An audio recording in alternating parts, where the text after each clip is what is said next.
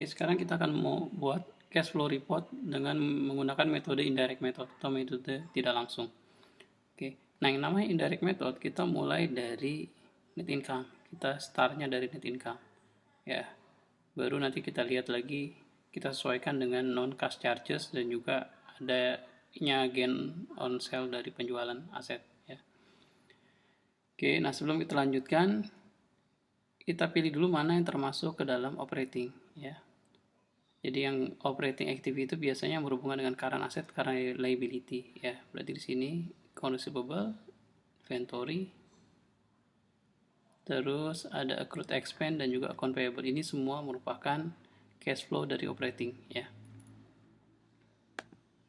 Sedangkan yang merupakan cash flow dari investing, saya kasih tanda merah, berarti investment sama equipment ya. Dan terakhir untuk yang financing activity, ini ada bond payable, share capital, return earning. Jadi yang berhubungan dengan liability, long term liability, hutang, dan juga berhubungan dengan modal. Nah sekarang kita mulai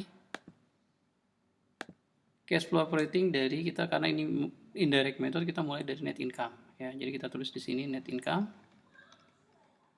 sebesar 21632.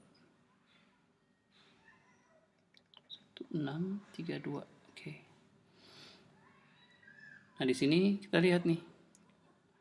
Jadi yang pertama kita lakukan adalah kita lakukan penyesuaian non cash charges ya. COGS operating, nah ini depresiasi expense ya.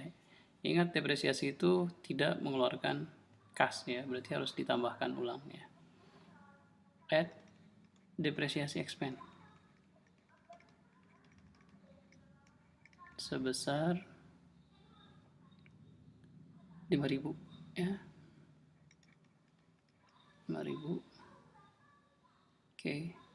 Terus nah di sini ada loss on sale fixed asset. Ingat fixed asset termasuk apa? Penjualan fixed asset termasuk investasi. Berarti loss-nya juga termasuk akan masuk ke dalam cash flow dari investasi. Ya karena ini loss berarti kita tambahkan add loss ya. Sell fixed asset. Oke, sebesar 1.000. Oke. Nah, setelah selesai dengan angka di income statement, sekarang kita baru pindah ke financial position. Kita lihat perubahannya. Ya, ingat kalau ada aset yang berubah naik ya artinya cash flow-nya akan mengurangi ya. Berarti di sini kita lihat ada account receivable mengalami penaikan sebesar 5.240 ya. Sedangkan inventory mengalami kenaikan sebesar 4.370 ya, berarti kenaikan ini akan mengurangi cash flow perusahaan ya. Berarti di sini kita kurangi dengan increase dari account receivable ya sebesar ya, saya kasih tanda minus ya dalam kurung 5240, dan juga less increase dari inventory sebesar 4370 ya, kurung juga ya. Oke, nah sekarang kita pindah ke payable ya. Lihat di sini kita pindah ke liability, ada accrued expense sama account payable. Nah, kalau liability ya ini kebalikannya. Kalau dia naik akan menambah cash flow, dan kalau dia turun akan mengurangi cash flow ya. Nah, kita lihat di sini accrued expense-nya ternyata turun 746. Ya, sedangkan account payable-nya naik 1664. Ya, berarti accrued expense-nya itu akan mengurangi cash flow. Ya. Less accrued expense sebesar 746. Ya, sedangkan add decrease add increase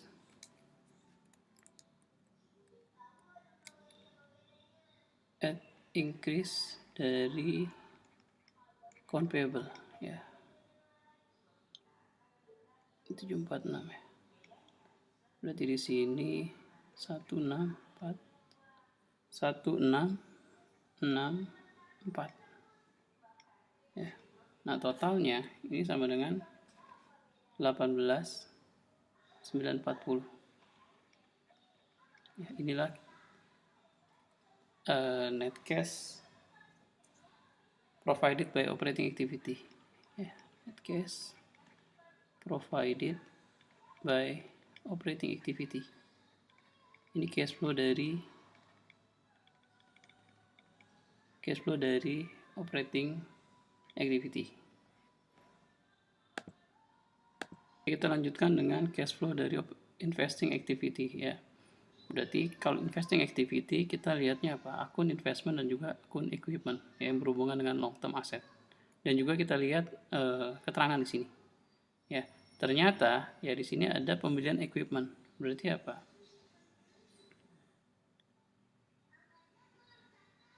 Berarti di sini ada cash yang keluar untuk purchase dari equipment ya.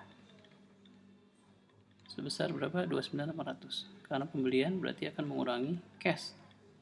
Ya. Terus apa lagi? Di sini investmentnya ternyata dijual ya. Jadi investmentnya ini dari 21.400 turun jadi 15.900. Berarti ada penurunan sebesar 5.500 ya. Berarti di sini ada sell investment ya. Dijual at cost berarti tidak ada keuntungan atau kerugian. Ya, berarti dari penjual investment ini perusahaan dapat uang sebesar 5.500 ya. Nah, terus ada apa lagi? Ternyata ada penjualan equipment. Sell, jadi selain beli ada juga jual equipment ya. Angkanya sebesar 2.000 ya. Oke. Nah, penjualan equipment ini ya. Kalau tidak ada informasi tidak informasi penjualannya berapa, kita bisa hitung dari angka equipment dan juga akumulasi depresiasi. Jadi angka ini kita bisa tentukan berapa cash yang diterima dari penjualan equipment ya. Berarti di sini sell equipmentnya atau cash flow dari dari investing activity sebesar 22.300 ya. Jadi di sini namanya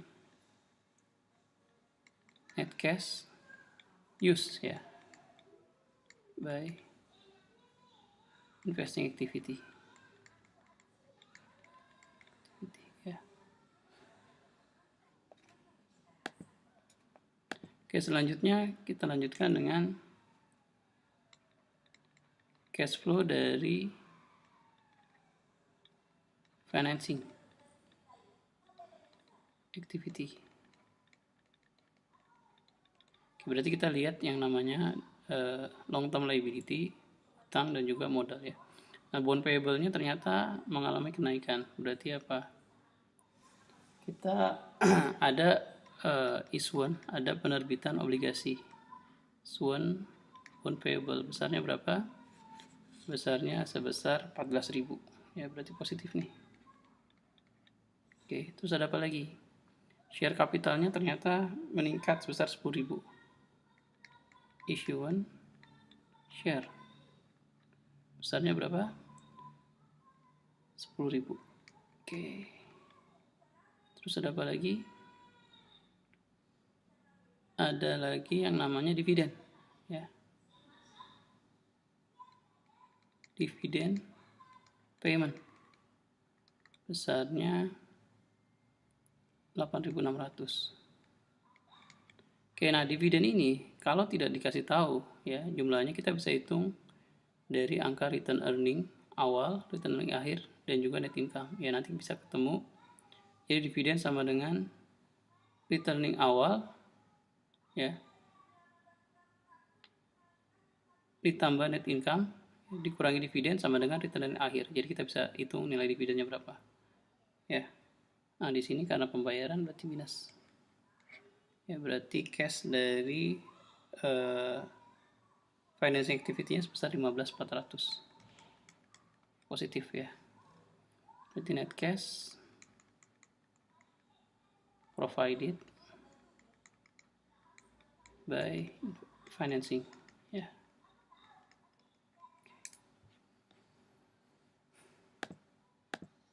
Oke, kita pindahkan laporan cash flow yang kita sudah buat ya. Jadi di sini ada dari operating activity positif 18.940, investing activity minus 22.300, dan dari financing activity positif 15.400. Nah, ini totalnya 18 minus 22.300 plus 15.400 12.040. Inilah adalah perubahan kas dari tahun 2014 ke tahun 2015 ya. Nah, di sini kita akan cek ya. Kita cek perubahan kas di sini ya. Di sini kan ada kenaikan. Ya, kenaikannya sebesar sama 12.040 ya. Nah, ini harus sama dengan changes in cash di sini. Kalau tidak sama berarti ada yang salah ya. Nah, terus kita lanjutkan. Di sini untuk laporan cash flow kita ada beginning cash besarnya berapa? 6680 ya. 6680 ya. Nah, terus yang terakhir ada ending cash. Ending cash balance-nya besar 12.040 plus 6680 18.720 ya. Jadi sama seperti di sini. Inilah yang namanya laporan cash flow dengan metode indirect method.